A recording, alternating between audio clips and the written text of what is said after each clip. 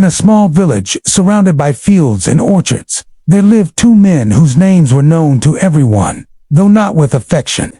Their names were Faisal and Jamil, and they were famous for one quality alone: their stinginess. They were so miserly that people in the village often used their names as examples when warning their children.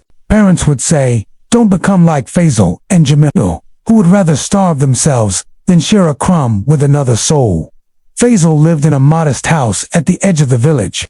Though his cupboards and storerooms were filled with sacks of grain, jars of pickles, and baskets of dried fruits, he lived as though he had nothing. He ate so little that his body had grown thin and his cheeks hollow. He would lock his food in heavy wooden chests, tie them with ropes, and keep the keys under his pillow. His motto was always the same: "If I eat too much, it will be gone sooner. Better to save it." Jamil, who lived not far away, was no different. He owned goats that gave milk and a small garden that produced vegetables, but he hated the thought of giving away even a drop of milk or a single tomato.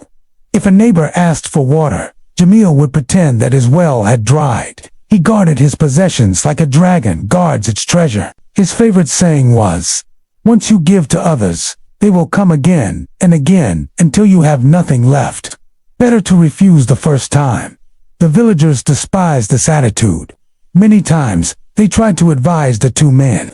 The village elder once told them, "Wealth and food are meant to be shared. A person who eats alone and keeps everything locked away never finds peace." But Faisal and Jamil laughed at such advice and carried on with their ways.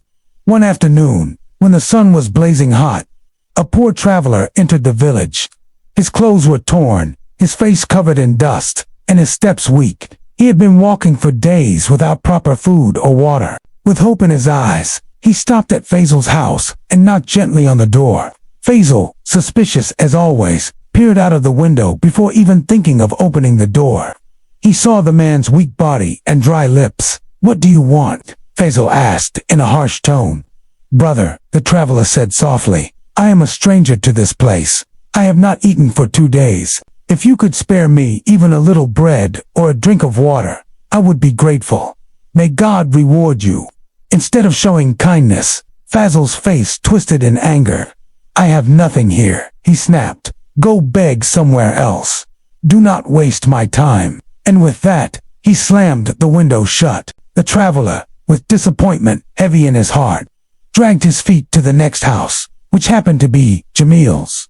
He knocked again, hoping that someone's heart in this village might be softer.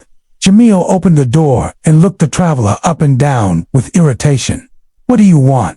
he asked coldly. "Sir," the traveler pleaded, "I need nothing more than a single morsel, a crust of bread, or even just a sip of water. I am too weak to continue my journey otherwise." Jamil pretended to sigh. "If I had food, I would give you, but I have none. Try somewhere else." He shut the door without another word. The traveler, now exhausted beyond his limits, sat down on the ground near Jamil's doorstep. His voice trembled as he muttered to himself, loud enough for the villagers nearby to hear. "I do not ask for their gold or their treasures. I do not wish to take away their comfort. All I ask is for one mouthful of food or one drop of water." Yet their hearts are harder than stone. Several villagers had witnessed the entire scene. They had seen Faisal's cruelty and Jamil's cold refusal. They were deeply ashamed that such men lived among them. An old woman shook her head and said, "Those who cannot help the hungry are cursed. What use is their wealth if it does not save even one life?" Another man added, "A day will come when their own food will betray them, and their wealth will be of no benefit. What they hoard today will rot tomorrow, and their names will be remembered only for their miserliness." The traveler eventually left the village, supported by the kindness of another household that welcomed him in and gave him bread and water. But the story of Faisal and Jamil's selfishness spread quickly. Children whispered it to each other, women spoke of it in the marketplace, and men discussed it by the well. Wherever their names were mentioned, people frowned. Faisal and Jamil, however, felt no shame. Instead, they told each other proudly, "We did the right thing. If we had given to one beggar, 100 more would have come tomorrow. Better to protect what is ours." They laughed together, not realizing that their laughter only deepened the hatred in people's hearts. The first episode of their tale closed not with generosity, but with cruelty, and though they believed they had won by saving their food, they had in truth lost something far greater, the respect and prayers of their fellow human beings. Seasons changed, and life in the little village went on. The villagers worked together in their fields, planting seeds, watering the earth, and praying for rain. Their lives were simple, and they survived because they helped one another in times of need. But Faisal and Jamil remained the same, locked inside their houses, guarding their hoards of food and wealth. The traveler who had once come to their door was long forgotten by them, but not by the villagers. The memory of that cruel day lingered in people's hearts, a reminder of how greed and selfishness can kill the spirit of a community. One summer, the rains stopped coming. The clouds that used to blanket the sky vanished, and the earth grew dry and cracked. At first, the villagers thought it was only a short delay, but days turned into weeks, and weeks into months. Crops withered, rivers shrank into thin streams, and wells grew shallow. Hunger crept slowly into every household. Families that once had enough to eat now survived on scraps and boiled roots. In this time of hardship, the villagers turned to one another. Those who had a little more grain shared with those who had none. A man who had saved water in clay jars distributed it cup by cup to his neighbors. Women cooked together, pooling their small supplies so that everyone might at least taste a spoonful of food. The spirit of unity gave the people strength, but Faisal and Jamil saw things differently. They looked at the dry fields and empty markets with fear in their eyes. Instead of thinking how they might help others, they thought only of their own stocks of food and drink. Faisal went into his storeroom every morning, counting the sacks of grain as though they were piles of gold. "No one must know how much I have," he whispered to himself. "If even a rumor spreads, they will all come begging at my door." He bolted his doors and windows tightly, not allowing even a neighbor to step inside. Jamil, too, grew more suspicious than ever. He moved his jars of milk and water into hidden corners, covering them with cloth and pretending he had nothing. When neighbors asked if he could spare a little milk for their children, he shook his head and lied. "My goats no longer give a drop. I am suffering as much as you." Yet at night, he drank in secret, careful to let no one see him. Days turned darker.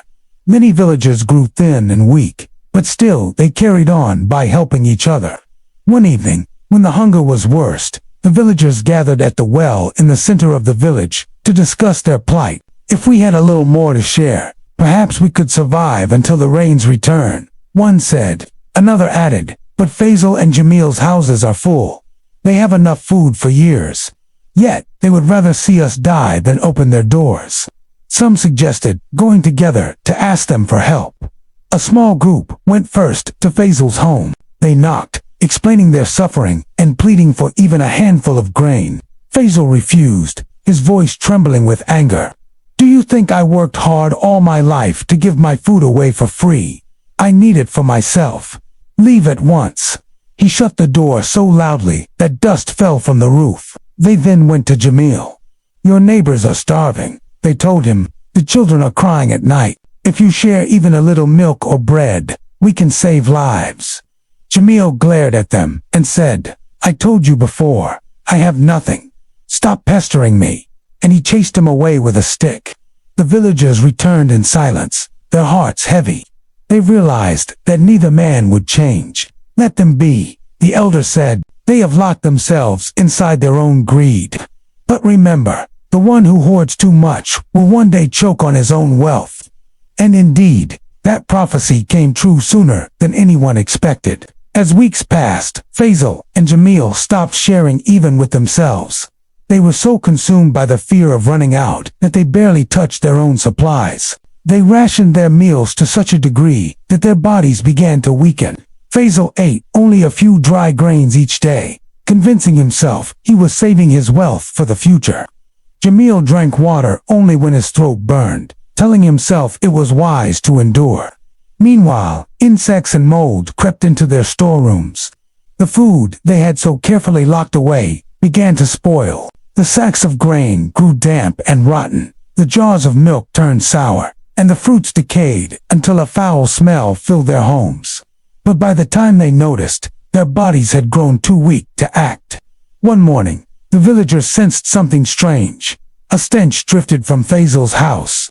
When no one saw him for days, they broke open the door. There they found Faisal, lying lifeless on the floor, surrounded by piles of food that had turned black and rotten. His keys were still clutched in his hand, but they had no meaning anymore.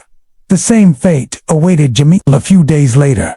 The villagers discovered his body as well, frail and twisted, lying beside jars of spoiled milk and vegetables that no one could eat. Though he had once guarded them fiercely, they had betrayed him in the end.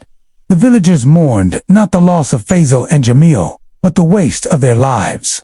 Standing outside their homes, the elder spoke solemnly. We warned them that wealth kept locked away is cursed.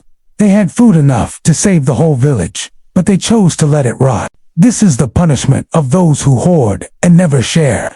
From that day forward, their names became a warning. Parents told their children, do not become like Faisal and Jamil, for the miser dies not of poverty, but of his own greed.